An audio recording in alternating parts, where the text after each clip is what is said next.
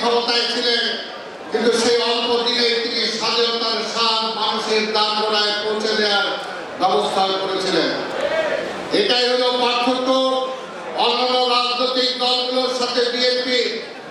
আজকেও যেমনি বলতে চাই, আমাদের নেতা তারেক রহমান এখানে উপস্থিত আছেন। অন্যান্য রাজনৈতিক দলগুলো কি বলে বেড়াচ্ছে?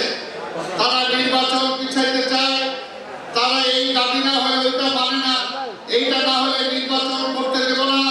আর আমাদের নেতা নিরলসভাবে কি করছেন যে নির্বাচন পরবর্তী সময়ে এই দেশের মানুষের মুখে কিভাবে হাসি ফোটানো যাবে, কিভাবে কৃষকের সমস্যার সমাধান করা যাবে, কিভাবে শ্রমিকের সমস্যার সমাধান করা যাবে, এমনকি ঢাকা মহানগরীর যানজট কিভাবে সমাধান করা যাবে, এটাই এখন থেকে তিনি চিন্তা করছেন।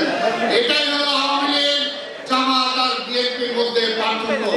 তাই ভাই আমার, আজকে পরিষ্কার আগামী দিনে নির্বাচন হবে। সেই নির্বাচনে আমি গতকালকে বলেছি পরিষ্কার কথা জাতির সামনে, একটি দল হলো যারা মুক্তিযুদ্ধ চায় নাই, শেখ মুজিব সারেন্ডার করে পাকিস্তান চলে গিয়েছিল।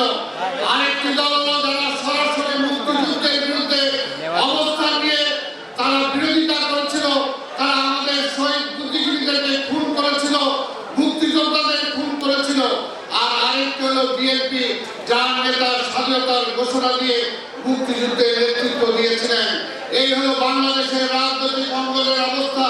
তাই যারা আজকে যে কথাই বলুন না কেন, এই দেশের মানুষ